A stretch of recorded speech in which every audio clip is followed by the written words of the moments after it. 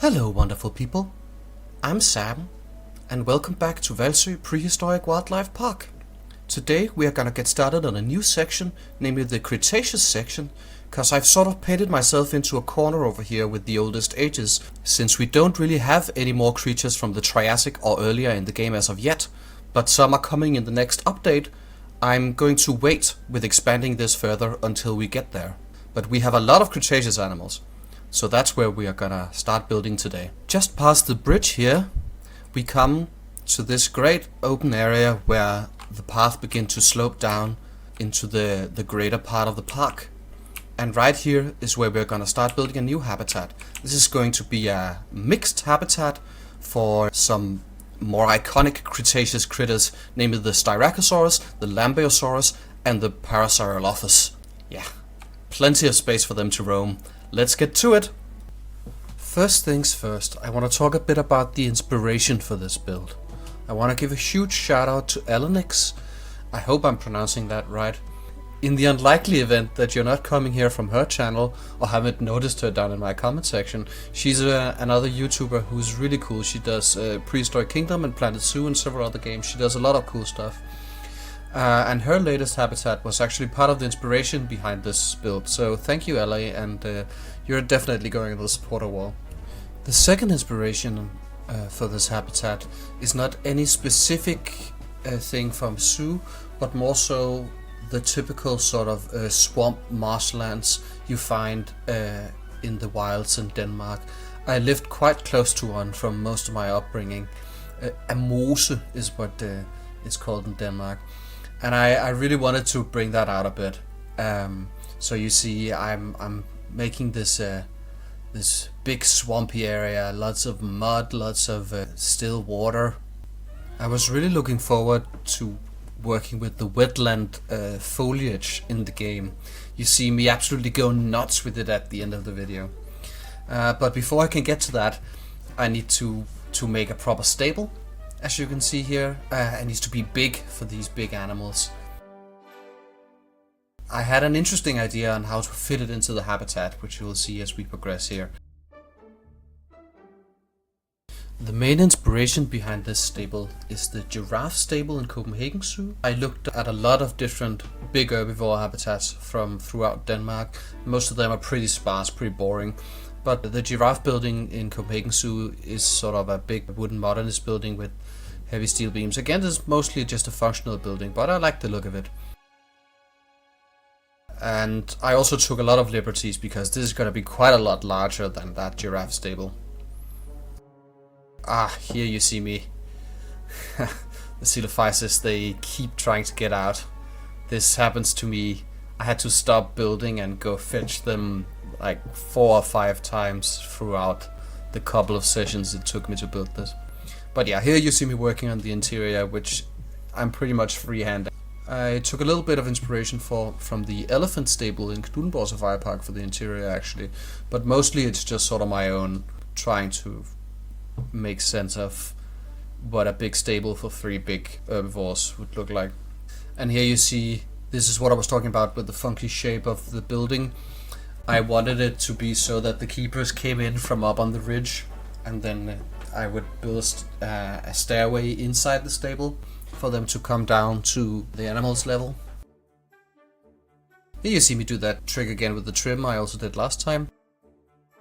And then now I have the basic shape of the stable in, I can continue working on the outside of the habitat, sort of getting the terrain proper in order.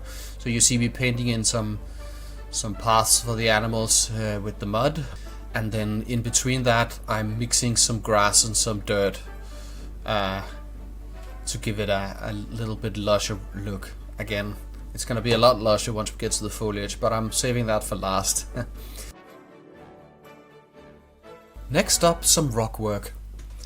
I really wanted to play with the terrain elevation here.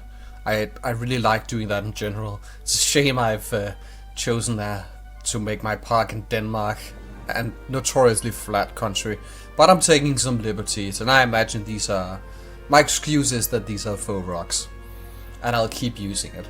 Yeah, I feel the the mossy rocks in the game are just too green, too completely moss covered, so I'm doing this sort of mix here, and I think it ends up turning out pretty well, giving this sort of overgrown but not completely green look. Yeah, and then I figure all the water in this enclosure must come from somewhere, so I'm making these little water pipes coming out of the cliff face and using the water effects to make a little sort of some little man-made waterfalls pouring water into the enclosure, which, here we go. Yeah, I think it ends up turning out pretty nice actually. I like the water effects in this game.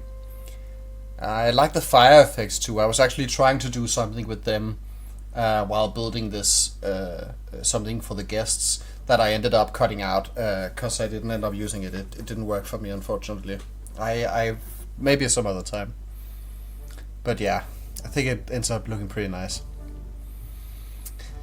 And then some more rock work throughout the habitat. I also, again, make that moss a little less vibrant green to fit in with this swampy vibe a little better. And just some sparse rocks throughout the habitat, and then a lot of the small pebble rocks here. Completely cover every corner and crevice of the habitat in them. And then all in one group and sink them into the ground as I usually do. Yeah, here you see me do it. Yeah. And then back to the interior. I'm sort of switching back and forth a lot between working on the outside and the interior. I got a bit tired of the interior more than once throughout this process. There was a lot to do, and it frustrated me to no end at times. But yeah, here you see me just putting on some railings for that staircase there, so it's safe for the keepers to come up and down from there. I was trying to do something like a cool trick someone on the Discord showed that you could do with the railing, but I just couldn't get that to work, unfortunately. So now it's just sort of diagonally.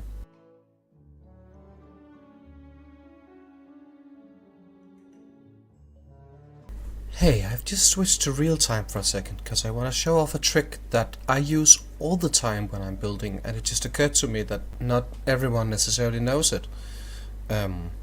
So I have here a piece of flooring and I want to put some fencing on it. And sort of getting the fence to align perfectly with the floor can be a bit tricky. But what you can do is you can go up here and duplicate with advanced editing. So I do that. And then I go in and I find my fence piece and just change it to that. And now the fence piece is pointing in the exact same direction as the floor. So to get it up to... now it's just a matter of making it face the right way. So just turn angle slab up to 90 degrees. So we keep it nice right angles. And there we go. It'll follow along precisely along the same axis as the floor piece. Back to the interior. Part of the reason why I wanted to make the stable this big was so I could have individual pens for each of the three animals. So that's what you see me doing here. I've just copied over the fencing from the pens in the Plateosaurus habitat, adjusting them a bit, and then doing a lot of fidgeting work to place them around the whole stable, which I've cut most of out, as you can see. I'll spare you the boring details. But once I had the pens in, it was time for backstage props, and you can see me doing the usual stuff here. Some boxes, some pallets, water hoses. I wanted this big, because I had so much space, I wanted this big sort of long table in the middle where I imagine the keepers can prepare the inordinate amount of food that these animals need. You can see a change here. I added a lot of these lovely backstage props. They're from a lovely creator called Kaidu, and they're on the Steam Workshop. I'll link them down below, but they are so awesome for making a backstage feel more real, more used, instead of just empty boxes and tables as I've usually been doing. So yeah, you see me taking a bunch of the stuffs from this particular prefab and spreading them throughout the stable, and I'll definitely continue to use them in the future. I do a little bit of tweaking myself. You can see me sizing up the green boxes a bit, and then I fill them with some of the greenery that Kaido made in their prefab. Makes the whole thing feel a lot more real than if it was just empty boxes as I've previously done. Yeah, and you can see I'm struggling a little bit with the pumpkins to make them fit in the box in a way where they're not sticking out in any places, but I end up making it work. Now, as you can see, I've done a little bit more to the backstage, added in the nesting and the bedding, and then I do this thing. I talked about this in my very second video here on YouTube. This is something they often do in modern elephant habitats today. They cover the floor in big piles of sand, and that's to spare the elephant's feet. They can get very worn down over time from walking on bare concrete. So I wanted to do that for these animals as well, even though they don't have elephant's feet. I figured that would make sense for another larger herbivore. Yeah, and then more detailing on the building. The way the scaling of the arched structural pieces work in this game is very cool, but when you're trying to make something like this, unfortunately it just doesn't want to work with you.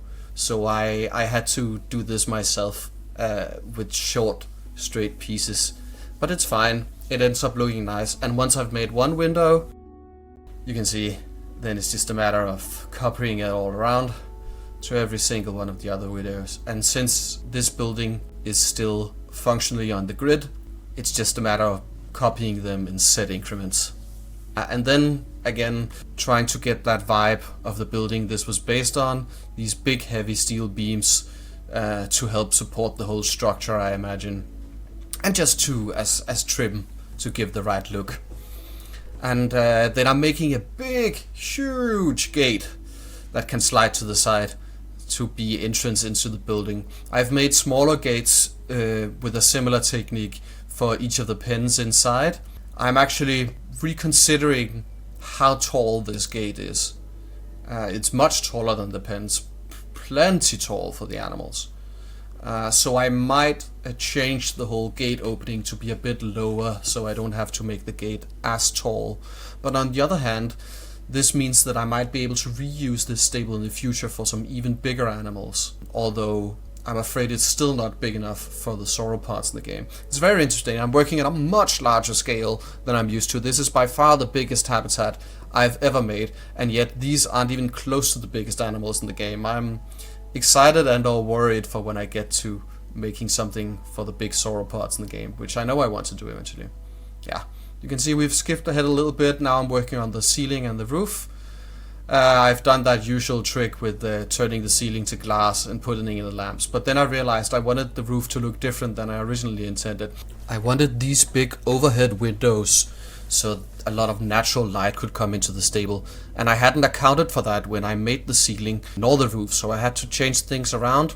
And since the building is so big and I didn't want like a super tall roof, I then had to do a lot of stretching and scaling with the roof pieces to make the whole thing look nice, and that's what you see me doing here. Luckily, these particular roof textures are pretty forgiving, so it ends up looking pretty nice regardless, even though I cut out a lot of fidgeting with me trying to get the exact right angle on these roof pieces for it to look nice, especially when you're working on things that you want to align at an angle but are at different lengths, and sort of toggling back and forth between the universal grid, which I luckily could because this building was built on the axes of the universal grid, and then the local grid to make it all work was a challenge. Here you see me putting in those windows themselves I was talking about, and as you can see I'm putting each window in one by one in that first section, and that's because for some reason when I multi-selected them they just wouldn't work the way I wanted them to. As long as I was only moving one, they kept working on that axis, which was the exact right angle I wanted the roof, but as soon as I selected multiple they changed axis a little bit and then they wouldn't fit anymore. Here I am working on the outside of the stable. I figured it would be nice for them to have sort of a little bit of shelter where they were still outside but could seek shelter from the rain or the sun depending. And then that just needs a lot of trim work, and so does the rest of the stable. I think it's, in the end, it actually ends up turning out pretty nice. I was worried because this was such a big building and that it would be hard to get it detailed enough to look interesting, and also because it's pretty much just a big rectangle. But I think despite the scale of it and the simplicity, it ends up looking pretty nice, fairly realistic. Now some cross beams for added support. Yeah, this is coming together pretty nicely. On to some guest facilities. I'm making this little lookout here down at the end of the hill. Just a very simple little structure. I'm using my little Nigel for scale as always to make sure I have it the right size. I just wanted sort of a simple, I almost want to say intimate little lookout post where you can get really close to the animals and look at them at like eye height. So it's slightly raised off the ground, but at the same time the ceiling of the building is pretty low, so you get almost the effect of like a hunter's hide or something. That's at least what I was imagining. And then since this is so close to the animals, I'm adding in these standoff barriers to prevent the animals from getting too close. They're a bit spiky when I'm looking at them now, and I actually end up changing them later to some bollards like you typically see in elephant or rhino habitats. It's just made a lot more sense. Yeah, and then I redo the little first section of lookout so it's finished before I copy it around the rest of the way. That just makes it easier. And then decorate the whole thing. I'm adding steel beams like I did with the stable just to make the whole thing feel a little more coherent. I'm trying to go for not exactly the same building style all around, but you know, a lot of planks, a lot of steel beams in every part of the habitat, so there's at least some connectivity. Now I'm adding the usual necessary guest amenities inside it: binoculars, info signs, etc. But now it's on to the main and arguably much more interesting way for the guests to view the animals. I'm making a raised walkway. Again, I do love myself a raised walkway. There's some very cool ones on the Steam Workshop that I could have arguably used to make this a lot easier for myself, but I had a pretty specific idea. This is inspired by the walkway over the moose habitat in Skandinavisk Dyrepark, another zoo in Denmark. I was looking at moose habitats because they're like the largest herbivore that naturally live in Scandinavia, and I figured even though most of these animals are so big, most of my inspiration are gonna come from like rhino, hippo, elephant habitats, I still wanted something that paid homage to sort of our own natural Scandinavian megafauna. And so I came across this, and I think it looks pretty nice. It's very simple. The realism of the steel beams going directly into the water without rusting is questionable, but I like the look of it. And then, a stroke of genius, I realized I could reuse the little lookouts that I made for the Coelophysis aviary. So I just slapped them onto the walkway, adjust them a little bit and recolor them to fit my Cretaceous color scheme. As you can see now, I'm adjusting it ever so slightly so it could come down on the other side of the habitat and slope down. I spent a lot of time fidgeting to make sure all the edges line up right after placing the main pieces down that I've cut out.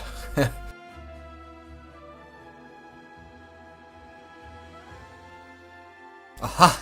I bet you thought I was done with the stable. No sir, no ma'am. I realized it was better, since there's gonna be so many big animals in here, for me to have a storage facility directly attached, and also the production stations for their food. So I'm just building an attachment to the building here that gives them that.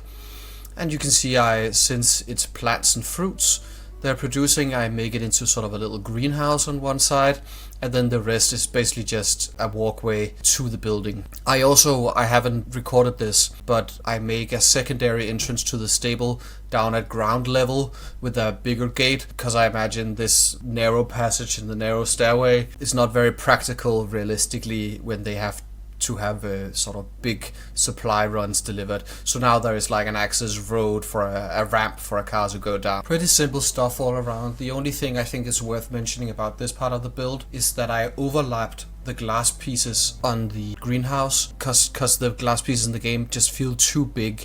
Now we're on to finishing touches. As you can see, I'm just putting in some logs and some branches. I put in a lot more than I'm showing, but this is just to give you an idea to make the habitat feel a little more used, lived in. I even put a few there in the water, sort of floating around. And then we get to my favorite part. I had really looked forward to this. I'm doing the same thing I did in the last episode. I'm putting down a little bit of a palette, actually several palettes for the different types of foliage I want in the habitat, just to give myself an idea of what sort of thing I want. And once, yeah, you can see me here. One for the things in the water, one for the things on the edge of the water, one for the ground cover, and one for the trees. And once I have all these palettes down, know what I want, I start adding them in. The trees I add in manually, one by one, from the modular pieces menu, because I want a bit more control over where they were placed to protect sidelines, and also just because it looks better. And then I use the foliage brush for most of the ground cover. As you can see here, I want ground cover from both temperate and wetland, so I'm taking a pass first with one brush and then with the other. And then a big pass with all the reeds and the horsetails around the corners of the water. And then the pass here with all the lotus and other sort of water plants. And then a last little pass with a little more greenery. Some enrichment items. And that's it. Let's get some animals in here. I hope they like it. Alright, here we are in the hatchery, where our scientists have been hard at work researching these new animals. Let's take a look at them. Styracosaurus. I think it's actually one of my favorite ceratopsians in the game. I know, Triceratops is the more iconic one, but I like how spiky this one is. Comes with some gorgeous skins. This one you see here. And this very colorful and very impressive one, which I think might be the one I'm going for. It also comes with some sexual dimorphism. As you can see, the males have much more colorful crests especially. Lambeosaurus. Another impressive Cretaceous critter. This one is really gorgeous as well. Very vibrant colors here. And some excellent skins. And again, with the sexual dimorphism, the males, especially on some of the skins, are much more colorful than the females.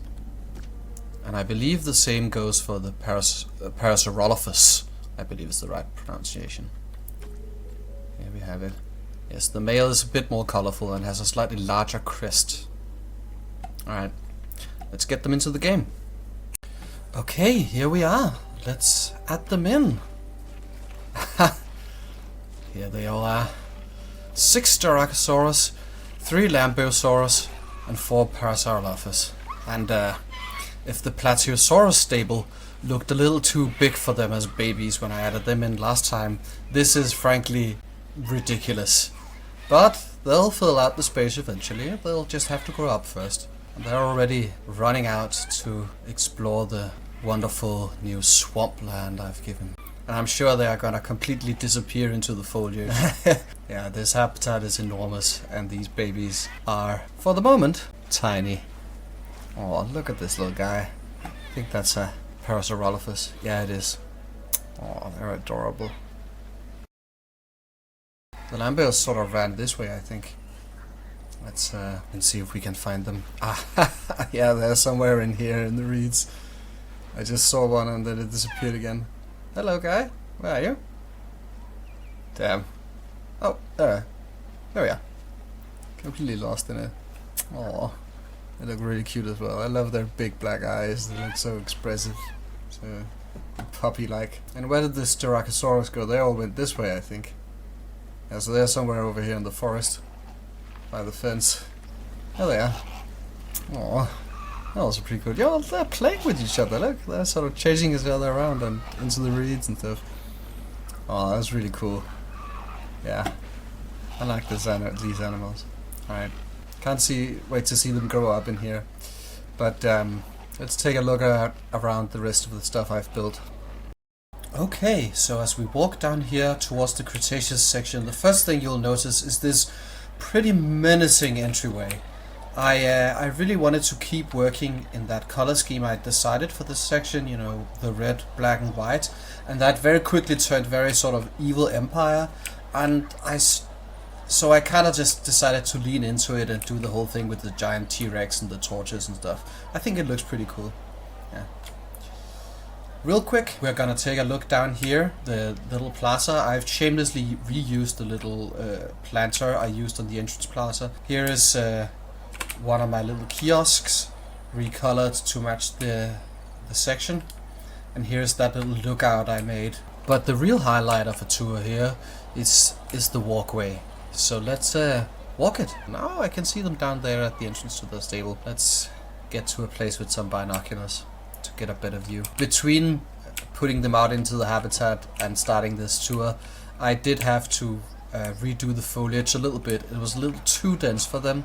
Luckily only a little. At least they were happy with the amount of water. I was a bit worried that maybe I'd overdone it and I would have to remove a bunch of the lake. But that's not the case, luckily. Ah, there's a Styracosaurus. The signs here, as you can see, the spearman, because the Styracosaurus is named after spear tip. The trumpeter, that should be pretty self-explanatory. And the swamp king, that's pretty much, I just really like the Lambeosaurus, okay? I think they're cool. There's both, that's a couple of Styracosaurus and a Parasaurolophus, it seems. Ah, there the Lambeosaurus. Coming back to the shelter. I nearly forgot. This week's taco challenge says, know them by the crest. Hadrosaurs like Lambeosaurus often look like each other, but you can tell them apart by their special head crests. Can you tell them apart? As I said earlier, this is the biggest habitat I've ever built, so I was a bit ambitious, I will admit. But I actually think it works out pretty well, and that's why I'm so excited about it. Like, I'm so happy to see them running around and playing in the reeds and the bushes, and it just, the fact that it all works on this scale, and the waterfalls coming down here, and yeah, it's all pretty cool. I'll very quickly take you through the backstage as well. Yeah, here are all these boxes. Again, huge shout out to Kaido for their backstage props. That's really cool. Huh. Hello, little friend. Most of the feeders are sort of spread throughout the habitat at places where you get good views of them. But I also wanted something here by the stable, and I like the way the water pipe comes out of the wall to fill up their bowl. I think that made a lot of sense. Ah. Hello, little guy. You don't like the rain? Makes everything seem even wetter and swampier. It's very nice. But yeah, apparently the animals don't like it. Running for cover. I really hope you liked this video. I had a ton of fun making it. If you did, please like and comment down below, and maybe subscribe if you want to see more of what I'm doing. I'm very excited to get started in this new section. I'm very excited to more generally have a more concrete plan for expanding the park as we go forward. And I really hope you guys will join me in that, come along on this journey. As you can see, here you are, Elynix, on the supporter wall. I really, as I said in the beginning of the video, I'm happy for your support and your inspiration. I always enjoy watching what you make. I hope you enjoy watching me. So, and with that, it's time to say goodbye for now. Take care of yourselves, wonderful people. Until next time.